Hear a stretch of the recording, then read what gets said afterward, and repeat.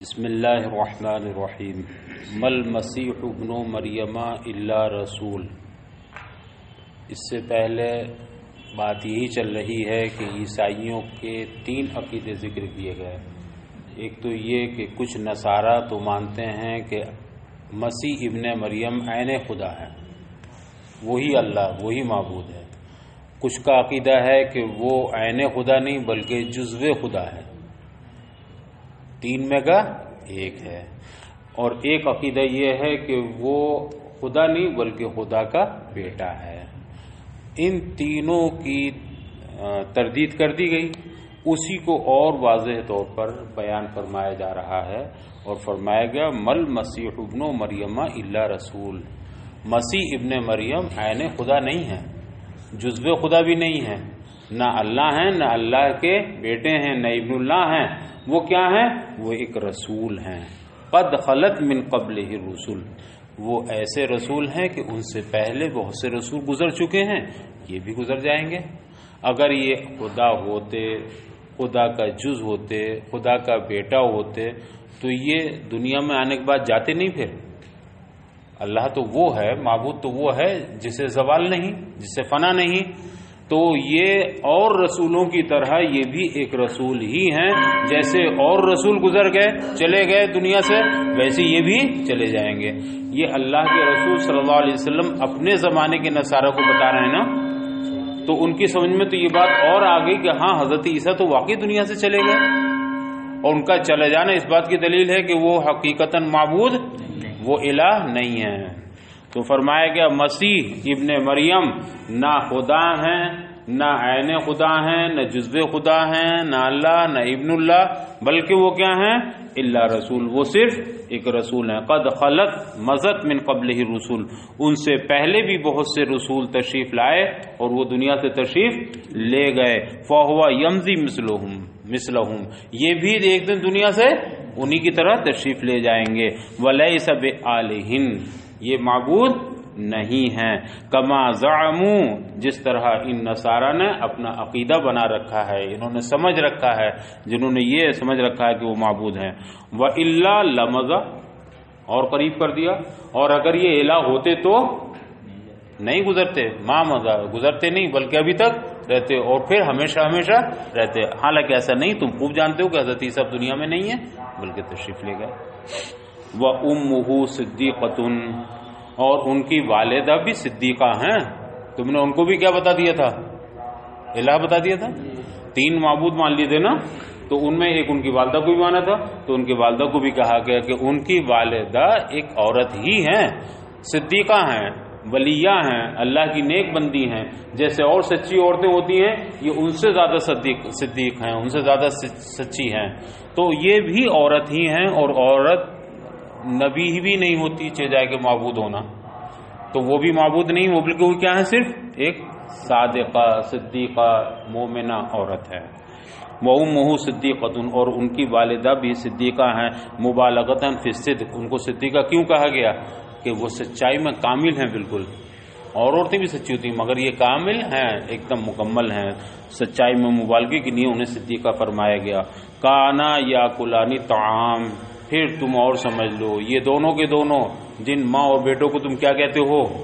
خدا کہتے ہو، یہ دونوں کیا کرتے ہیں؟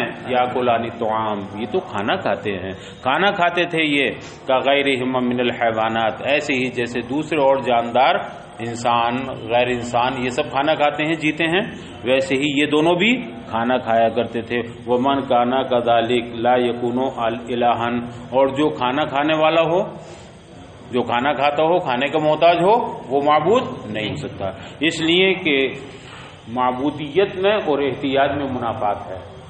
جو محتاج ہوگا وہ معبود نہیں ہوگا، جو معبود ہوگا وہ محتاج نہیں ہوگا۔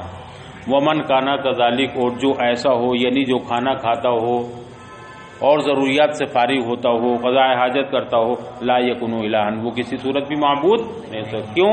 وجہ ایک یہ ہے کہ لترکیبہ، اس لیے کہ جو کھانا کھاتا ہے وہ مرکب ہوتا ہے، اعضاء ہوتے ہیں اس کے، دوسرے اجزاء ہوتے ہیں، تو وہ مرکب ہوتا ہے، اور کوئی بھی مرکب چیز معبود نہیں ہو سکتی، اس لیے کہ جو مرکب چیز ہوگی وہ محتاج ہوگی ترکیب کی۔ مثلا یہ قلم ہی مان لیجیے، یہ مرکب ہے، اس میں انک بھی ہے، اس میں پلاسٹک بھی ہے، اس میں لوہا بھی ہے، اس میں سب کچھ ہے، سب چیزیں بن کر مل کر کے نہ بنا ہے یہ قلم، تو یہ ہر جز کا محتاج ہے قلم بننے میں۔ اس میں روشنائی نکال لو تو قلم رہے گا نہیں، اس کی پن نکال لو تو قلم نہیں رہے گا، پلاسٹک نکال لو، اس کی ریفل نکال لو تو مطلب کوئی بھی چیز اگر مرکب ہوگی تو اس کے لیے ہر جز کی احتیاج ہوگی۔ تو ترکیب منافی ہے معبودیت کے، وضعف ہی، اور جو چیز مرکب ہوگی وہ ضعیف بھی ہوگی۔ ایک چیز ٹوٹ جائے گا تو کمزور ہو جائے گا کہ نہیں؟ جو چیز بھی مرکب ہوگی اگر اس کا ایک کونا ٹوٹ گیا، ایک جز ضائع ہو گیا تو وہ کمزور ہو جائے گی۔ ایک انسان ہی اگر ایک ہاتھ کٹ جائے اس کا تو کمزور ہو جائے گا۔ تو جو چیز مرکب ہوتی ہے وہ ترکیب میں ایک دوسرے جز کی آپس میں محتاج بھی ہوتی ہے اور اس میں ضعف بھی ہوتا ہے، اور معبود ضعیف نہیں ہوتا بلکہ وہ قوی تر ہوتا ہے۔ وما ينشأ منه من البول والغائط، اور اس وجہ سے بھی وہ دونوں معبود نہیں ہو سکتے کہ ان سے جو پیشاب پخانہ نکلتا تھا، ظاہر سی بات ہے کھاتے تھے تو انہیں قضاء حاجت کی بھی ضرورت ہوتی تھی، پیشاب پخانہ بھی کرتے تھے وہ، اور یہ معبود کی شان نہیں ہے کہ وہ پیشاب پخانہ کرے۔ وما ينشأ منه من البول والغائط، اور اس لیے بھی کہ ان سے پیشاب پخانہ خارج ہوتا تھا۔ انظر متعجبا، اے انسان تو ذرا تعجب کے ساتھ دیکھ تو صحیح، دیکھ غور کر تعجب کے ساتھ، کیف نبین لہم الآیات، ہم ان لوگوں کی لیے کس طرح اپنی واضح نشانیاں بیان فرما رہے ہیں، کس بات پر؟ اپنی وحدانیت پر، کہ یہ اور کوئی معبود نہیں ہو سکتا، معبود صرف ایک ہی ہے۔ تو جب عیسیٰ مسیح کی بھی معبودیت کا رد کر دیا گیا، تردید کر دی گئی، ان کی ماں کی معبودیت کی بھی تردید کر دی گئی، تو تین ہی معبود مانتے تھے نا، اب کتنے معبود رہ گئے؟ ایک ہی رہ گیا۔ تو گویا میری وحدانیت پر تم ذرا غور کرو، کیف نبین لہم الآیات، ہم ان بنی اسرائیل کی نے کس طرح واضح نشانیاں بیان کر رہے ہیں، علی وحدانیتنا، کس بات پر نشانیاں بیان کر رہے ہیں؟ اپنی وحدانیت پر۔ ثم انظر انا کیف یوفکون، پھر تم یہ بھی دیکھو کہ کیسے وہ اوندھے پھرے جا رہے ہیں، کس طرح وہ الٹے پھرے جا رہے ہیں، اوندھے پھرے جا رہے ہیں۔ انظر انا، یہاں انا کیفا کے معنی میں ہے، انا کیفا کے معنی میں بھی آتا ہے، تو کس طرح یہ اوندھے، یصرفون عن الحق، یہ حق سے کس طرح پھر رہے ہیں، کس طرح اوندھے پھر رہے ہیں۔ یہ اوندھے کا لفظ اور زیادہ اس کی مطلب وہ کہنا چاہیے کسی چیز کی تحقیر بیان کرنے کے لیے اور اس میں اضافے کی نہیں آتا ہے یہ، یعنی کسی چیز کو اور آپ برائی یا اس کی اور حقارت پیدا کرنا چاہیں دلوں کے اندر، یہ کیا یار کتنا اوندھا آدمی ہے، وہ کیسے گر گیا، اوندھا گر گیا، گرا تو سیدھا گرنے والا بھی گرا اور اوندھا گرنے والا بھی گرا، لیکن گرنے میں اور خفت پیدا کرنے کے لیے اور ذلت اور رسوائی پیدا کرنے کے لیے کیسے کہتے ہیں؟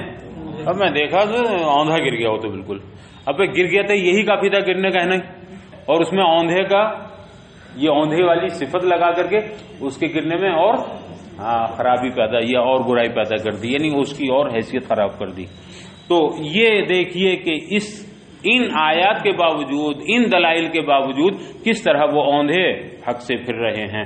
مع قیام البرہان، ان کے پاس ہماری وحدانیت پر دلائل قائم کر دیے ہم نے، برہان قائم کر دی، ایسے دلائل و براہین کے باوجود پھر بھی وہ میری وحدانیت قائل نہیں، اور پھر بھی میرے ساتھ ساتھ دو خداؤں کو اور جوڑ رہے ہیں۔ یہ کیا ہے؟ انتہائی حماقت کی بات ہے، یہ اوندھے ان کے گرنے کی بات ہے۔ تعجب کس بات پہ ہوا؟ انظر متعجبا، تم تعجب اسی بات پہ نہیں، ایک چیز بار بار دلیل سے آپ کو سمجھا دی جاؤ پھر بھی آپ نہیں سمجھنے نہیں آ رہے، بڑی تعجب کی بات ہے یار کتنا، یہ تو ارادیہ والا بھی سمجھ لیتا، بتائیے تحقیق میں آ کر کے نہیں سمجھ پا رہا، تعجب کی بات ہے کہ نہیں؟ تو ہم نے اتنی بات ہے کہ یہ دونوں کھاتے پیتے بھی تھے، پیشاب پخانہ بھی کرتے تھے، اور جو یہ ایسا ہو کھاتا پیتا ہو پیشاب پخانہ کرتا ہو وہ معبود ہو سکتا نہیں، یہ بڑی واضح دلیل تھی، مگر اس کے باوجود وہ میری وحدانیت کے قائل نہیں۔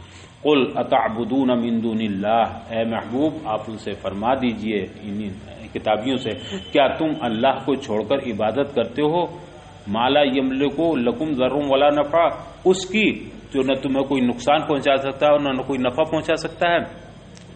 قل اتعبدون من دون اللہ، کیا تم اللہ کے سوا اللہ کو چھوڑ کر اے غیرہ، یعنی اس کے علاوہ دوسرے کو، اس کے غیر کو تم اس کی بندگی کرتے ہو مالا یملک لکم ضر ولا نفع، جو نہ تمہارے کسی نقصان کا مالک ہے اور نہ تمہارے نفع کا، جو تمہاری کسی نفع نقصان کا مالک نہیں۔ واللہ هو السمیع العلیم، اور اللہ تعالی سننے والا ہے تمہارے اقوال کو اور جاننے والا ہے تمہارے احوال کو، وہ تمہاری ہر بات کو سنتا ہے اور ہر حال کو تمہارے جانتا ہے، واقف ہے۔ والاستفہام للانکار، اور یہاں جو استفہام ہے اتعبدون میں، یہ اتعبدون میں استفہام انکاری ہے، یعنی تم ہرگز ایسے کی عبادت نہ کرو جو کسی نفع نقصان کا مالک نہ ہو، اور نفع نقصان کا مالک کون ہے؟ ایک ہی ذات ہے، اسی کی عبادت کرو، تو یہ استفہام انکاری ہے۔ قل یا اہل الکتاب الیہود والنصارى لا تغلوا تجاوزوا الحد فی دینکم غلوا غیر الحق، آپ فرما دیجئے اے کتابیوں، یعنی اے یہود و نصارہ، تم غلو نہ کرو فی دین، کیا ہوا؟ کیا ہو گیا؟ کچھ چھوٹ گیا؟ اچھا، اے محبوب آپ فرما دیجئے کہ اے کتابیوں یعنی یہود و نصارہ تم غلو نہ کرو، غلو نہ کرو مطلب تجاوز الحد، حد سے تجاوز نہ کرو، فی دینکم اپنے دین میں غلو نہ کرو، کیسا غلو؟ غلوًا غیر الحق، ناحق غلو نہ کرو، باطل غلو، تو ناحق غلو نہ کرو، کس طور پر؟ بیان تضعوا عیسیٰ او ترفعوه فوق حقہ، اس طرح غلو نہ کرو کہ حضرت عیسیٰ کو ان کے مقام رفیع سے نیچے گرا دو، انہیں پس کر دو، یا او ترفعوا فوق حقہ، یا ان کا جو حق ہے اس سے تم اور اوپر لے جاؤ۔ یہ دونوں چیزیں حضرت عیسیٰ کے تعلق سے ہوتی تھیں۔ یہود غلو کرتے تھے نیچے گرانے میں، توہین کرنے میں، اور ان کا نیچے گرانا کیا تھا؟ ان کا غلو کیا تھا کہ وہ نبوت ہی کا سرے سے انکار کرتے تھے، اور صرف اتنا ہی نہیں کہ نبوت کا انکار کرتے تھے، یہودیوں کو تو حال یہ تھا کہ وہ حضرت مریم پر زنا کی تہمت لگاتے تھے، اور جب زنا کی تہمت لگاتے تھے معاذ اللہ، تو پھر حضرت عیسیٰ کون ہوئے؟ ولد الزنا معاذ اللہ، تو وہ یہ حد ہو گئی نا کسی کی توہین کرنے کے لیے۔ ارے تم نبوت کا اقرار نہیں کر رہے، یہی توہین ہے ایک نبی کی، لیکن تم نے انہیں کہاں پہنچا دیا؟ اتنا گرا دیا معاذ اللہ ثم معاذ اللہ کہ تم نے انہیں ولد الزنا تک کہہ دیا، تو یہ غلو ہوا ان کے مقام رفیع سے نیچے گرانے میں۔ اور نصارہ نے ان کے ساتھ غلو کیا اوپر اٹھانے میں، کہ وہ ایک بندے تھے، ایک رسول تھے، ایک نبی تھے، مگر ان کے اس مقام سے کہاں اٹھا دیا؟ نہیں یہ تو خدا ہیں، یہ تو معبود ہیں، اب اس سے اونچا اور کون سا مرتبہ ہو سکتا ہے؟ تو نیچے گرانے میں بھی غلو کرتے ہو، اوپر اٹھانے میں بھی غلو کرتے ہو، افراد بھی ہے، تفرید بھی ہے، ایسا نہ کرو، بلکہ کون سی راہ اختیار کرو؟ اعتدال کی راہ۔ اور وہ کیا ہے کہ وہ معبود بھی نہیں ہے، اور معاذ اللہ وہ ولد الزنا بھی نہیں ہے، عام انسان بھی نہیں ہے، بلکہ وہ ایک پیغمبر اور ایک اللہ کے مقرب رسول ہیں۔ یہ عقیدہ رکھو۔ تو اے محبوب آپ ان سے کہہ دیجئے کتابیوں سے کہ اے کتابیوں، اے یہود و نصارہ، تم اپنے دین میں ناحق غلو نہ کرو، یعنی حد سے تجاوز نہ کرو، اس طرح کہ حضرت عیسیٰ کو ان کے مقام رفیع سے نیچے گرا دو، انہیں پست کر دو، او ترفعوا فوق حقہ، یا ان کا جو مقام ہے، ان کا جو حق ہے، اس حق سے بھی انہیں اوپر اٹھا دو۔ ولا تتبعوا اهواء قوم قد ضلوا من قبل، اور تم ان لوگوں کی اتباع نہ کرو، ان کی پیروی نہ کرو جو خواہشات کے پیروکار ہیں۔ لا تتبعوا اهواء قوم قد ضلوا، تم ان گمراہ لوگوں کی خواہشات کی پیروی نہ کرو، جیسے یہ کہیں ویسے ان کے پیچھے پیچھے چل پڑو، نہیں، یہ گمراہ ہیں، تم گمراہوں کی خواہشات کی پیروی نہ کرو۔ کون گمراہ؟ قد ضلوا من قبل، تم سے پہلے جو گمراہ تھے ان کی پیروی نہ کرو، ان کی خواہشات کی پیروی، بے غلوہم وہم اسلافہم، یعنی تم سے پہلے جو لوگ تھے وہ غلو کرتے تھے، گمراہ تھے، ان کی اتباع یا ان کی خواہشات کی اتباع نہ کرو، وہم اسلافہم، اور یہ کون لوگ ہیں تم سے پہلے جو گمراہ ہو چکے تھے؟ یہ تمہارے یا ان کے اسلاف ہیں کتابیوں کے۔ وَأَضَلُّوا كَثِيرًا، چونکہ زمانے رسالت میں جو یہود و نصارہ تھے ان کے ساتھ تو یہ سب کچھ نہیں ہوا تھا۔ یہ کن یہود و نصارہ کا ذکر ہے؟ جو اپنے نبیوں کے زمانے میں تھے اور وہ یقیناً گمراہ تھے، تو ان کی پیروی یا ان کی خواہشات کی پیروی نہ کرو۔ وَأَضَلُّوا كَثِيرًا مِنَ النَّاسِ، یہ وہ لوگ تھے جو خود بھی گمراہ تھے، قَدْ ضَلُّوا، خود بھی گمراہ تھے، وَأَضَلُّوا كَثِيرًا مِنَ النَّاسِ، اور انہوں نے بہت سے لوگوں کو گمراہ بھی کر رکھا تھا۔ وَضَلُّوا عَنْ سَوَاءِ السَّبِيلِ، اور یہ صراط مستقیم سے بھٹکے ہوئے تھے، راہ مستقیم سے بہک گئے تھے۔ طریق الحق، سواء السبیل سے مراد طریق حق، وَالسَّوَاءُ فِي الْأَصْلِ الْوَسَطُ، سوا دراصل کس کو کہتے ہیں؟ درمیان کو کہتے ہیں. اور درمیان کی راہ کون سی ہے؟ یا درمیانی راہ کا دین کون سا ہے؟ دین اسلام ہے، جسے صراط مستقیم بھی کہتے ہیں. لعن الذین کفروا من بنی اسرائیل علی لسان داؤد، لعنت کیے گئے وہ لوگ جو مرتکب کفر ہوئے بنی اسرائیل میں سے، یعنی بنی اسرائیل میں جو لوگ کافر تھے ان پر لعنت کی گئی علی لسان داؤد، حضرت داؤد کی زبان پر. لعنت تو اللہ نے فرمائی، مگر ان کی لعنت کی دعا کس نے کی؟ حضرت داؤد علیہ السلام نے. بِأَن دعا علیہم، وہ اس طرح کہ حضرت داؤد علیہ السلام نے ان کی بد دعا فرمائی. فَمُسِخُوا قِرَدَةً، لہذا وہ مس کر دیے گئے بندروں کی صورت میں. وَهُمْ أَصْحَابُ ایلا، اور یہ کون لوگ تھے؟ یہ ایلا کے باشندے تھے. ایلا ایک مقام کا نام ہے، یہ سمندر کے کنارے ہی ایک آبادی تھی، وہاں رہتے تھے. آپ نے اس سے پہلے تفصیل کے ساتھ پڑھا ہے کہ ان لوگوں کو منع کیا گیا تھا، یہودیوں کو، سنیچر کے دن شکار کرنے سے.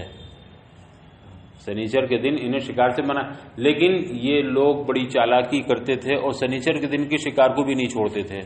انہوں نے کچھ ایسی ترکیبیں کر لی تھی کہ جمعے کے دن جاتے تھے اور گڈھے وڈھے کھود کر کے آ جاتے تھے، اس میں پانی اور مچھلی سب آ جاتے. سنیچر کے ہاتھ نہیں لگاتے تھے، اتوار کے دن جا کے پکڑ لیتے تھے سب. یہ سنیچر ہی کا شکار کرنا ہوا. بہرحال انہوں نے نافرمانی کی.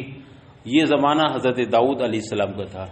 جب انہوں نے حکم الہی کی نافرمانی کی تو حضرت داؤد علیہ السلام نے دعا کی، اے اللہ تو ان کو اپنی رحمت سے دور فرما دے، العنہم، ان کو تو ملعون فرما دے. ان کی دعا کا اثر یہ ہوا، ان کی دعا مقبول ہوئی، اللہ تعالی نے ان کو ملعون فرمایا اور ان پر عذاب نازل فرما دیا.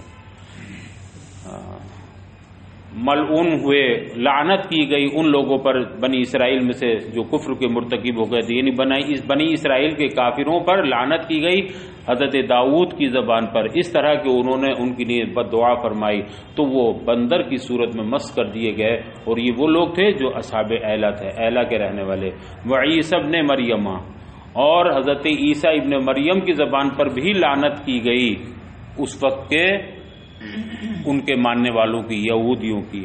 بے ان دعا علیہم، اس طرح کہ حضرت عیسیٰ ابن مریم نے ان کی نہیں بد دعا کی تو فَمُسِخُوا خَنَازِيرَ، تو وہ خنزیر کی صورت میں مس کر دیے گئے. وَهُمْ أَصْحَابُ الْمَائِدَةِ، اور یہ کون لوگ تھے؟ یہ اصحاب مائدہ تھے.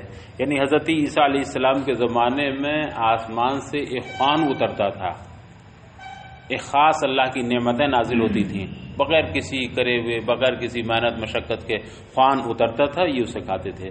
مگر اس کے باوجود ان کی نافرمانی اور سرکشیوں کا سلسلہ بند نہ ہوا. تو حضرت عیسیٰ علیہ السلام نے پھر بد دعا فرمائی ان کے لیے کہ اللہ تو انہیں بھی اپنی رحمت سے دور فرما دے. تو ان پر لعنت یہ ہوئی کہ انہیں خنزیر کی صورت میں مس کر دیا گیا. لیکن وہ بندر کی صورت میں جو مس ہوئے یا خنزیر کی صورت میں جو مس کیے گئے وہ سب اسی وقت ختم بھی کر دیے گئے، ان کی نسل اب باقی نہیں ہے. یہ جو خنزیر کی صورت میں مس کیے گئے ان کے بارے میں مفسرین نے لکھا کہ ان کی تعداد صرف 5000 یہودیوں کی تھی، اور یہ 5000 یہودی صرف مرد ہی تھے، ان میں کوئی عورت نہیں تھی اور نہ کوئی بچہ تھا جو بلوغ سے پہلے کا ہو، بلکہ سب جوان یا بوڑھے، یہی مرد تھے جو انہیں خنزیر کیا گیا تھا. اور یہ سب وہی اسی وقت ختم کر دیے گئے. نبی کریم صلی اللہ علیہ وسلم کسی موقع پہ پوچھا گیا تھا کہ یا رسول اللہ کہ یہ جو اس وقت بندر ہیں، خنزیر ہیں، وہی نسل ہیں؟ تو فرمایا کہ نہیں، جس قوم پر عذاب نازل کیا تھا وہ قوم اسی وقت نیست و نابود کر دی جاتی ہے. تو یہ بندر یا خنزیر اس قوم سے نہیں ہے جن پر عذاب کیا گیا تھا. یہ مستقل ایک مخلوق ہے جو پہلے سے چلی آ رہی ہے. یہ الگ بات ہے کہ بندر بہت مشابہ ہوتا ہے انسان سے، اس لیے کتنے بندر اس طرف چلے گئے کہ نہیں یہ اصل بندر ہی تھے، انہی کی اولاد نہیں ہے، تو وہ ان کا بندر پناہ ہے جو میں نے کہا ہے. ذالک اللعن بما عصوا وکانوا یعتدون، ان کے اوپر یہ لعنت کا برسنا، ان یہودیوں کے اوپر، چاہے وہ خنزیر کی صورت میں مسخ ہو گئے ہوں یا بندر کی، ان کے اوپر یہ لعنت. ذالک اللعن، ان کا یہ ملعون ہونا، ان پر یہ لعنت، بما عصوا وکانوا یعتدون، یہ اس وجہ سے تھا کہ وہ نافرمانیوں میں حد سے تجاوز کر گئے تھے. بما عصوا کس سبب سے تھا؟ باسبب یہ ہے انہوں نے جو نافرمانی کی تھی احکام الہیہ کی. وکانوا یعتدون، اور وہ اس نافرمانی میں کہاں پہنچ گئے تھے؟ حد سے بھی تجاوز کر گئے تھے.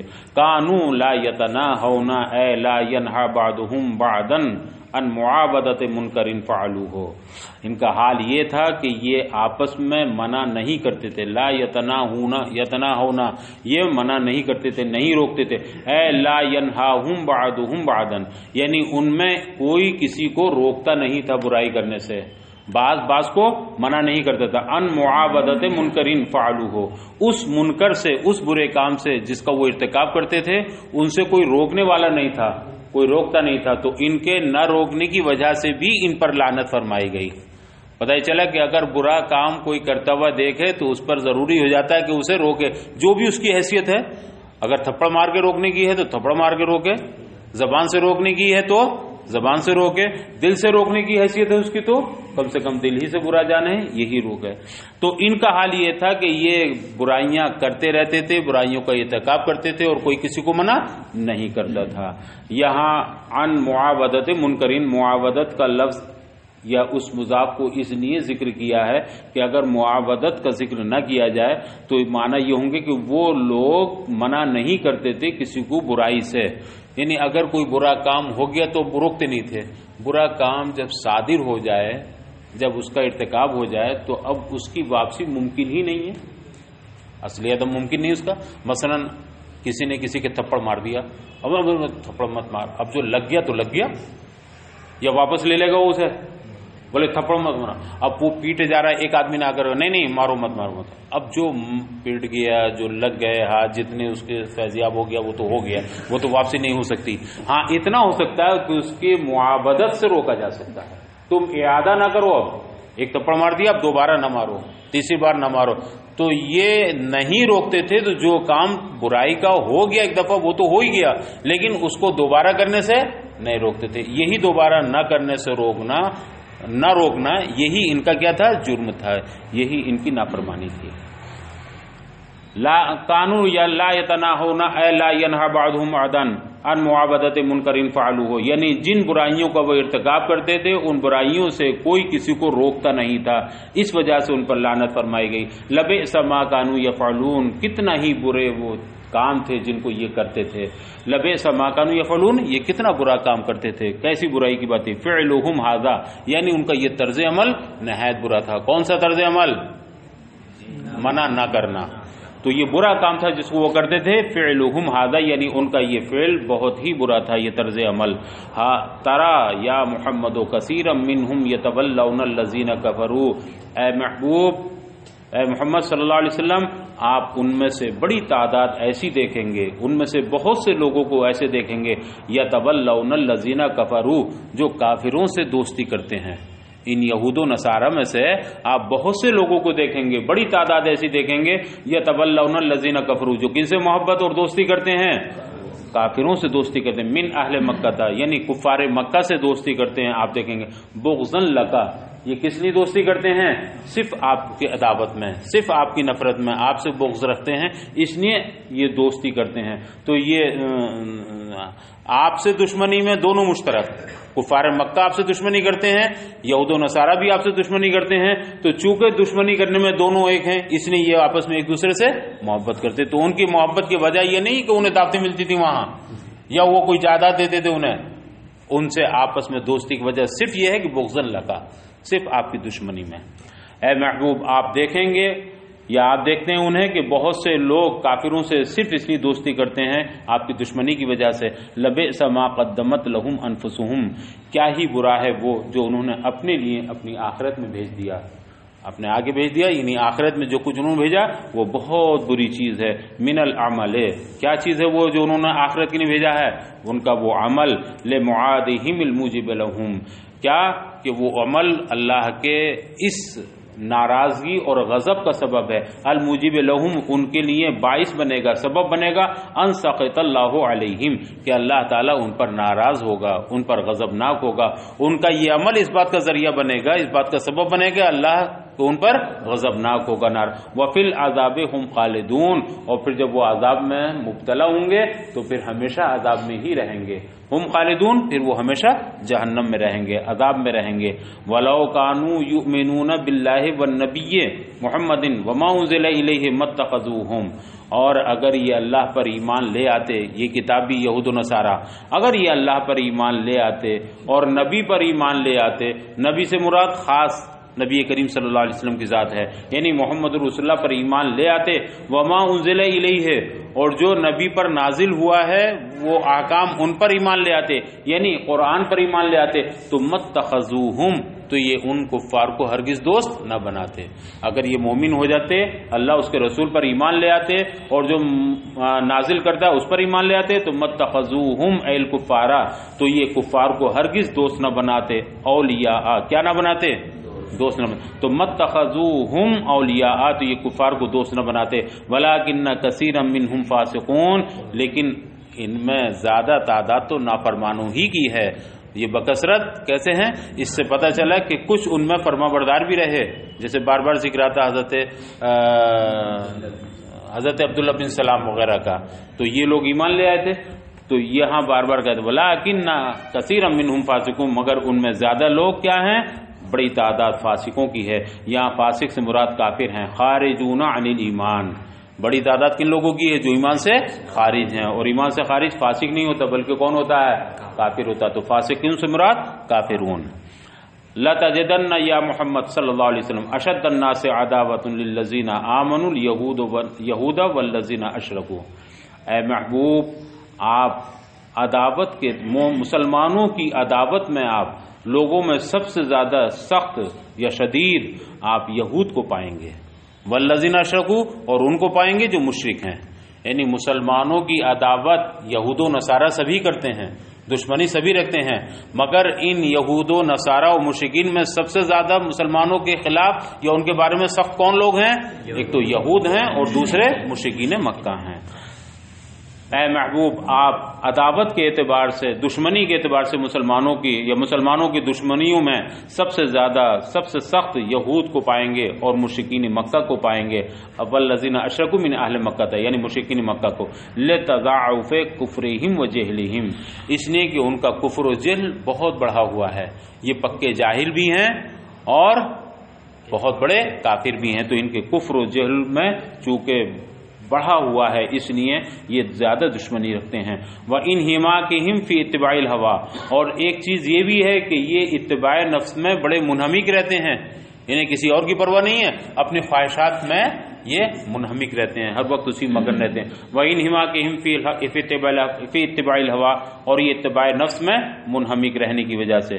وَلَتَجِدَنَّ أَقْرَبَهُمْ مَوَدَّةً لِلَّذِينَ آمَنُوا الَّذِينَ قَالُوا إِنَّا نَصَارَىٰ، اور آپ مسلمانوں سے محبت میں زیادہ قریب ان لوگوں کو پائیں گے جنہوں نے کہا تھا انا نصارہ. یہ کون ہے؟ نصارہ ہیں، نصرانی ہیں. تو نصارہ جنہوں نے کہا ہم مددگار ہیں، انہیں آپ مسلمانوں سے محبت کرنے میں زیادہ قریب پائیں گے. محبت تو یہ بھی نہیں کرتے ہیں، دشمنی تو یہ بھی کرتے ہیں، مگر ان دونوں کے مقابلے میں یہ قریب ہیں، ان سے کچھ لگاؤ ہے مسلمانوں سے، اس کی وجہ خود مفسر ذکر کرتے ہیں.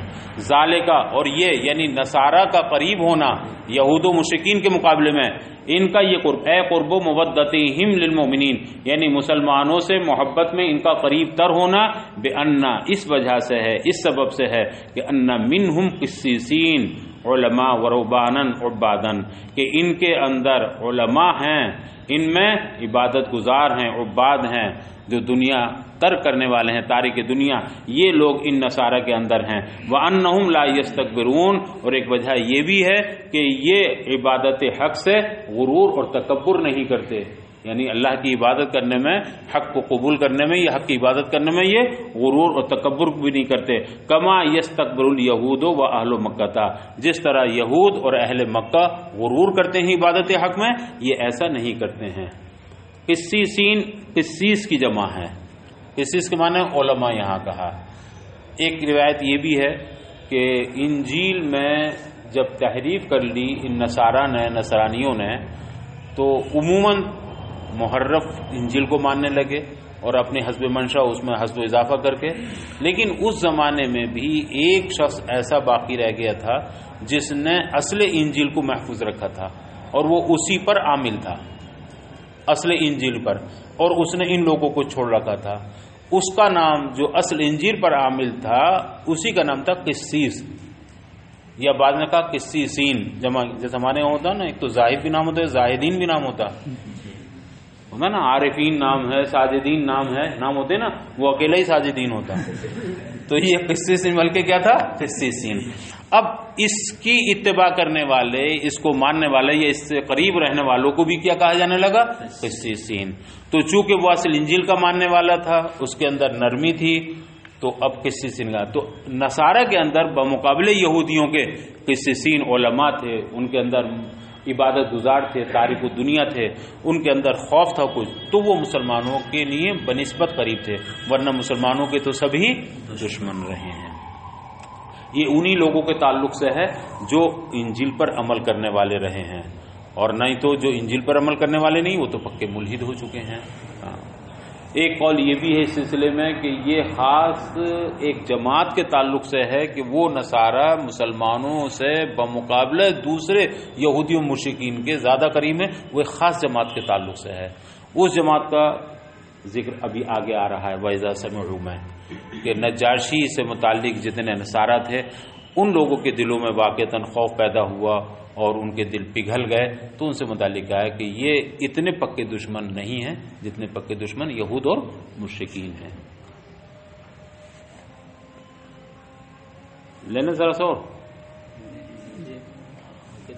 نزلت فی وفد النجاشی القادمین من الحبشۃ قرأ علیہم صلی اللہ علیہ وسلم سورۃ یاسین.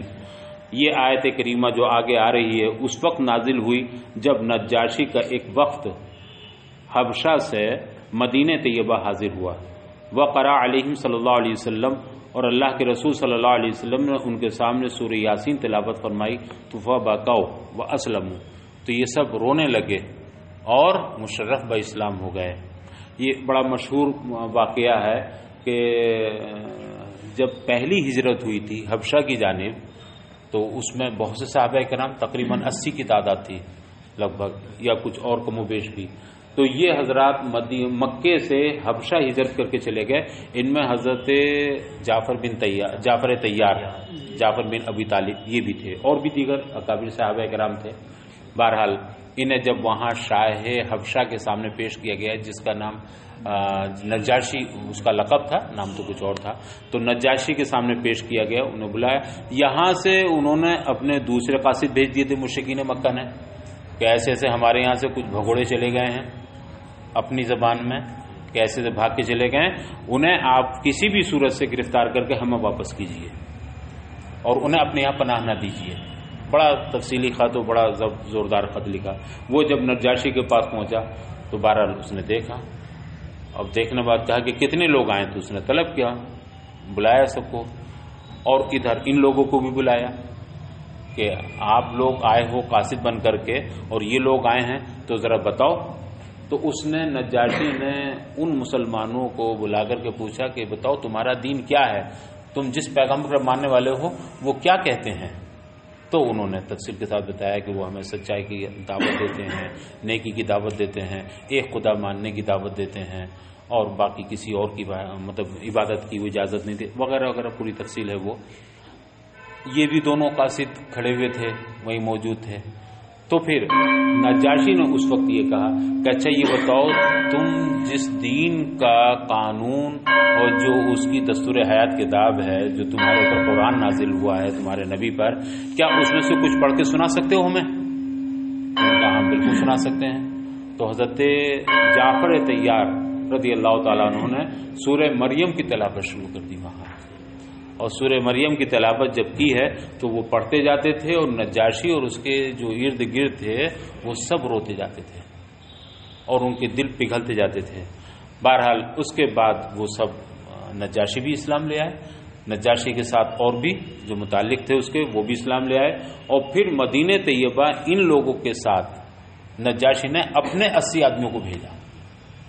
وہ جب 80 آدمی آئے اپنے دوسرے 80 آدمی کو بھیجا کہ جائیے جب وہ وہاں پہنچے تو اللہ کے رسول صلی اللہ علیہ وسلم نے ان کے سامنے سورہ یاسین کی تلاوت فرمائی.